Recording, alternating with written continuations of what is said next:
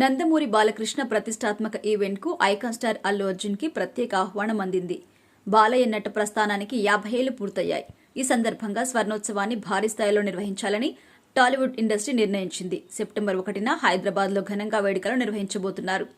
ఈ వేడుకలకు హాజరు కావాలంటూ టీఎఫ్పీసీ, టీఎఫ్సీసీ మా అసోసియేషన్ సభ్యులు బన్నీని కలిసి ప్రత్యేకంగా ఆహ్వాన పత్రిక అందించారు.